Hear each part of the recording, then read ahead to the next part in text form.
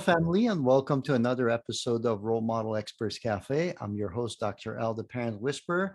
And today with me, I have this amazing lady. I've had the opportunity to speak with her before, and I love her message and how she shows up in the world. Her name is Miss Janeen Olmos. Did I say that right, Janeen? Yes, you did. Awesome. Very cool.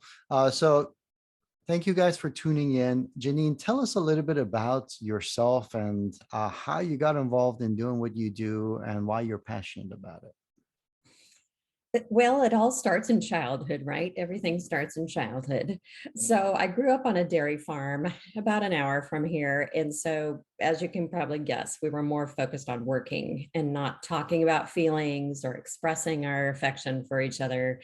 And so I didn't grow up learning that language. And so I got involved in some difficult situations in high school. And so I kind of repeated that trauma over and over again until I went to addiction treatment for it in 2002.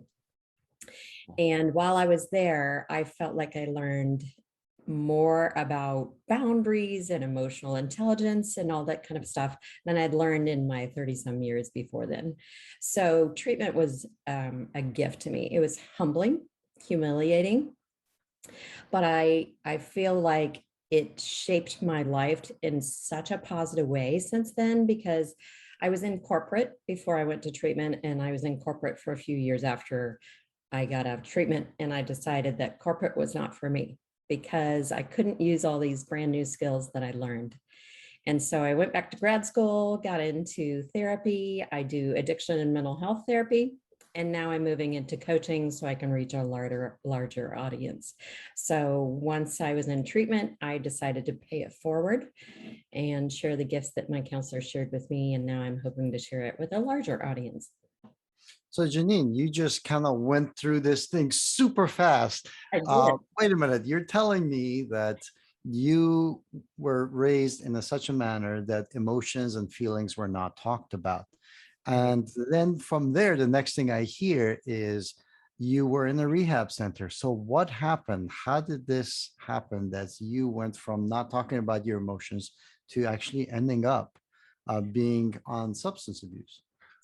Well, actually, I went to treatment for sexual addiction. I did not go for substance use. I didn't like the feeling of substances. They made me feel out of control, but yet I went to sexual addiction, which is just a more intense feeling of out of control. Right. So the journey that led me here was that because we didn't talk about emotions in my family, I was vulnerable to anyone that showed me affection. Mm. And so I ended up getting in I was fairly promiscuous in high school. And then I ended up being sexually abused by a teacher for a year and a half. And there's a lot of that in the newspapers these days. And back then it wasn't talked about as much.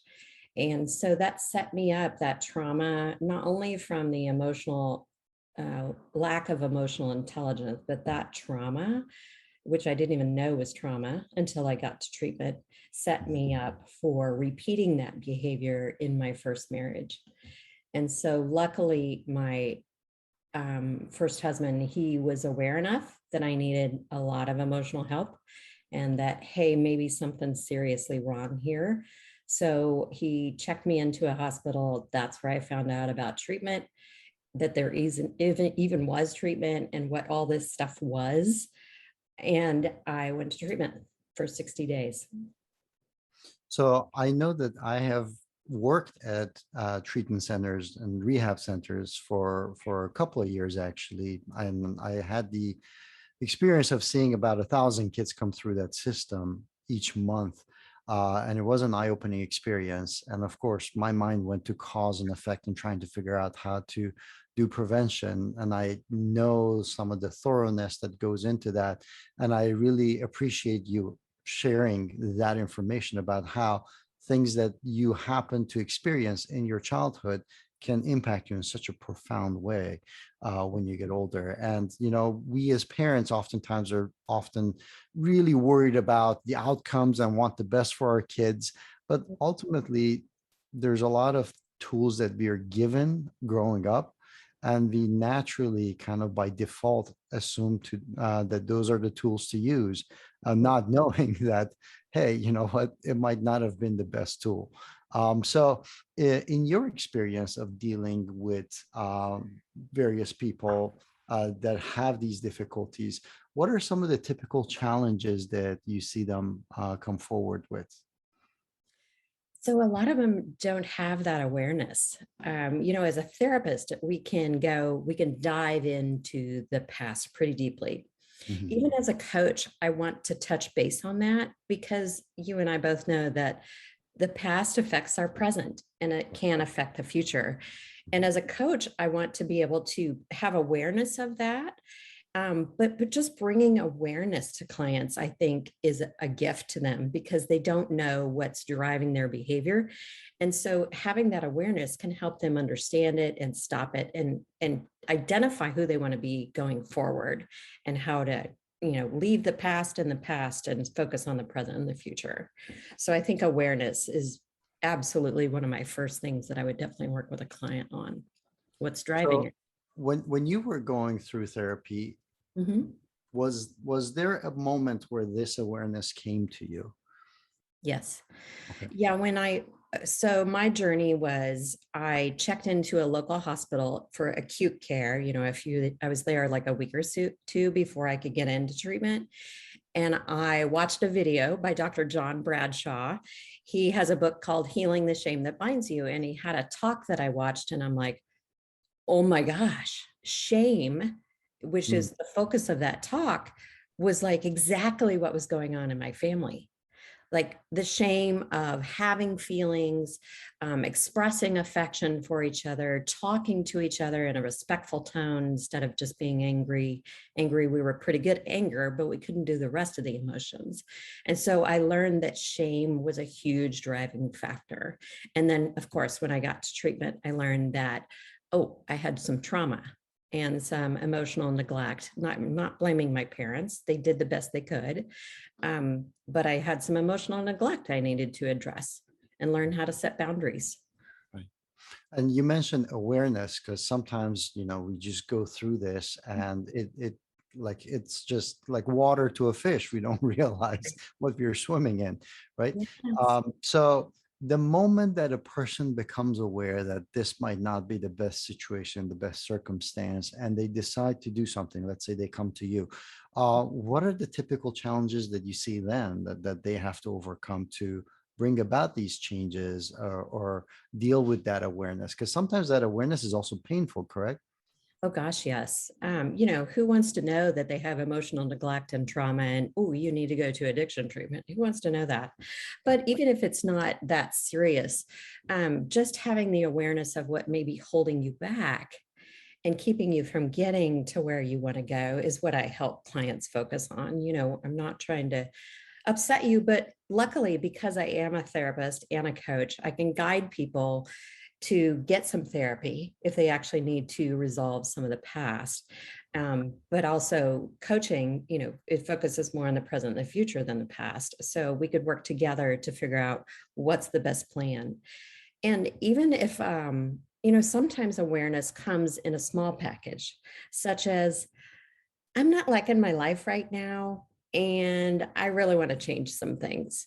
And so Mm. if you come to me like that, then we'll work with it. We'll work with wherever you're at, but also to get you where you want to be. Okay, got it.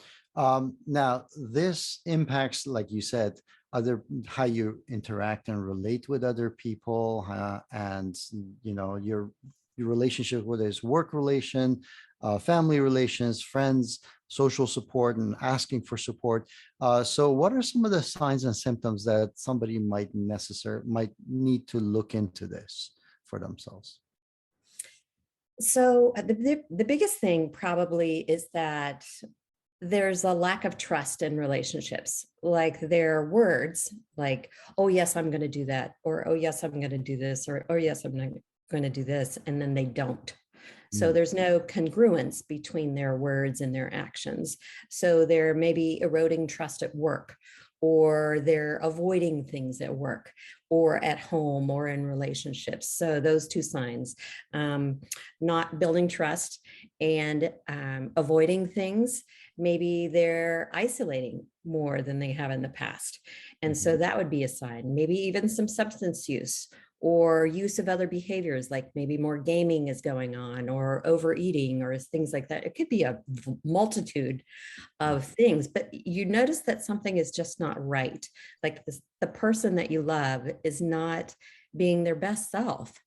It's like they're stuck somehow and they're Mm. not moving forward. So those are some subtle signs that you may see from somebody who may need to reach out for support. Got it. Awesome. And then once they're coming in, what are some of the tips, secrets that you recommend for people to kind of take action? Things that, like, if they were watching this, what could they do so that right after this, they could maybe um, start moving in the right direction? Well, I think it's just to start asking themselves questions like, am I really at a place where I want to be in my life? Is my life moving in the direction that I want it to move?